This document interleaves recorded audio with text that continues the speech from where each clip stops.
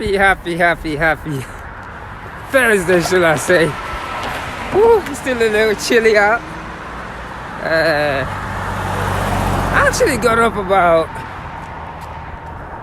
I got up late this morning. I got up late this morning and yeah, I got up late this morning. And that getting up late means... what time did I get up? 3 o'clock is late for me when I get up, because I gotta have that 2 hour to myself before I step the foot out of here. But I'm out here, beautiful sky, because well, let me put these gloves on and switch the camera to nature, and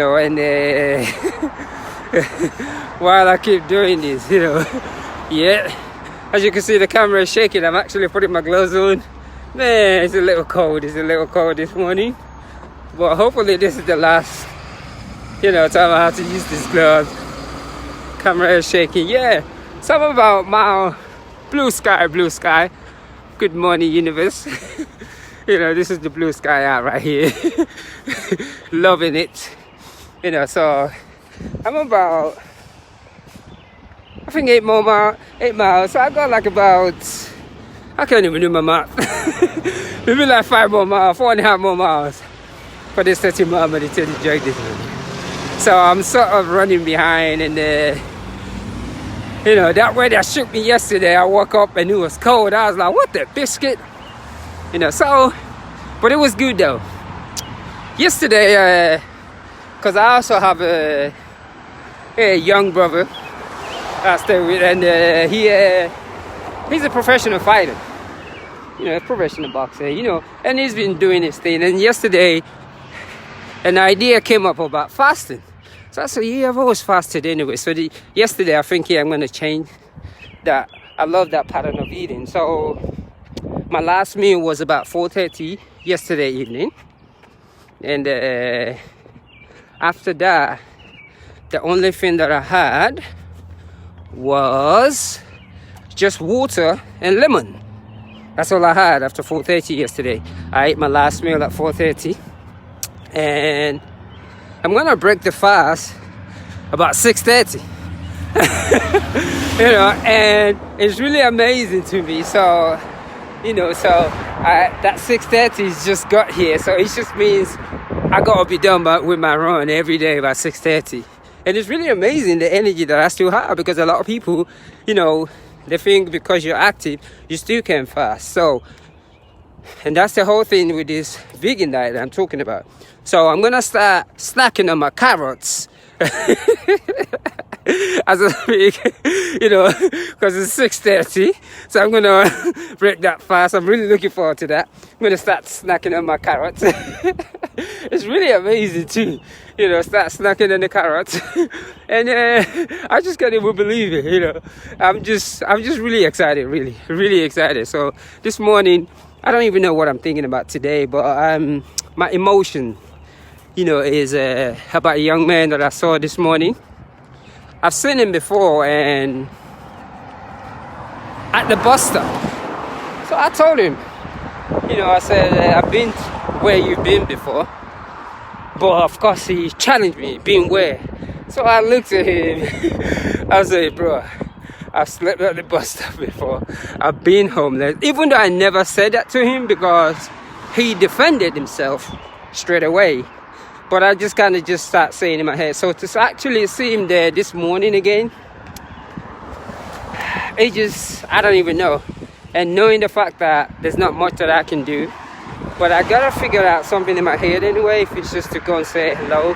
So I'm gonna think about that. So I'm sending out today's energy, positive energy, to him, during this journey. Because what is so funny is, when I was in that situation, it made me realize how wealthy I was.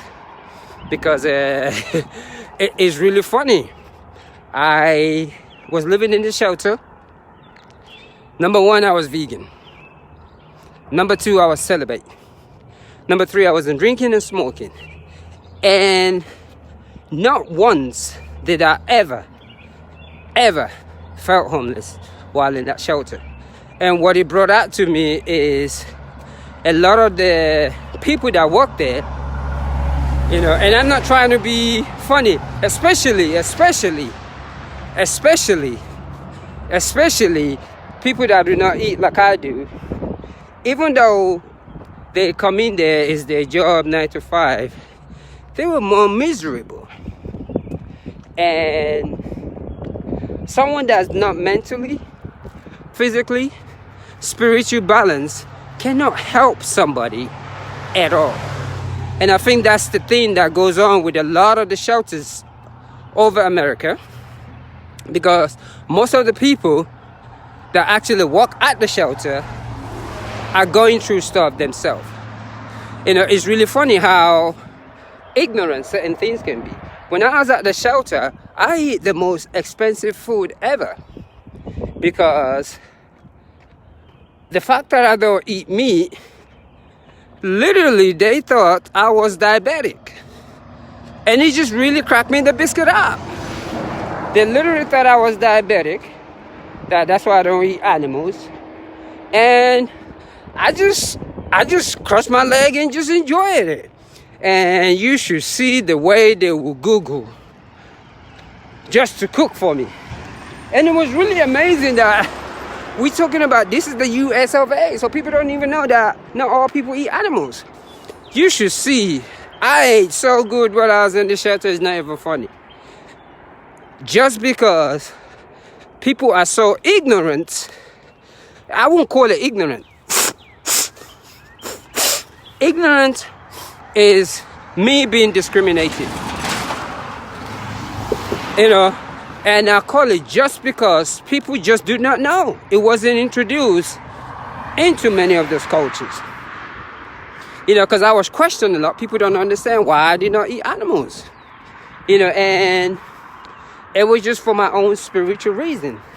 And during that time, because I was celibate, I was meditating, I was practicing yoga,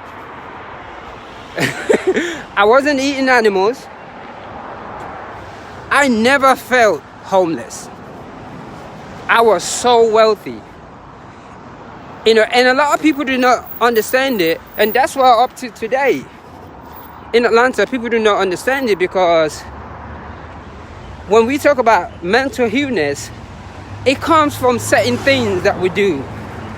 And I'm just being real right now. A lot of the people that work at the shelter have something that they're battling with themselves. So in retrospect, they could not help me. They were extremely, extremely negative. And it's not intentional. It's because they did not know. Look at that beautiful chart. So every time we talk about mental illness and homelessness, because like at this moment that this virus is going on, that's the one thing that nobody's talking about right now. The people that still live on the street, the homeless people, the people who are suffering from mental illness, how are they dealing with this situation? Everything's switched right now. We are not talking about the people who are less fortunate, because mental illness is not an intentional thing. A lot of it has from generation, generation participation, not understanding the chemical balance of the brain and not understanding that it works. And those things, you cannot just study a textbook for it. And a lot of people that talk about mental illness are just talking based on what they read in a book. You have to practice, the way to deal with mental illness. And one of them is how you eat.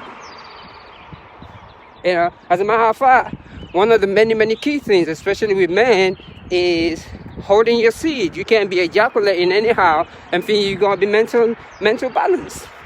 So I don't know about women. And I think a lot of those things we don't talk about it. So that's the whole mental illness this morning. And that's the reason why, this topic is very unique to me. It's just something that came into my head. And sometimes I just laugh a lot, because everyone that is always talking about, oh, I want to do something about mental illness. No, you have to start with you. You want to understand mental illness? Learn how to watch what you put in your mouth. You got to study your body. People think just because they can say, yeah, I believe in this, I believe in that, or I have this money, that they're mentally stable. No, Mother Biscuit is not. Mental illness requires a lot of things. And one of them is what you put in your body. If you could hold certain seed, because your sexual energy is one of the most powerful creativity in your hand. If you do not control that, you cannot control Biscuit. So that's the reason why when I was at the shelter, once I get hold of that, I never felt poor. I was wealthy like a Mother Biscuit. And so this morning, let me continue this run. That way, I'm going to come back out again. Actually, I'm going to turn around and I'll continue in my next but before I get done. So, and I'm just looking, mental illness, man. Let us think about the homeless people. Because we're talking about all this coronavirus disease, but what about the weak? Who is talking about the people who are weak and they are outside on the street right now? Anyway, I'm going to leave it like that. And I'm looking forward to this fast breaking.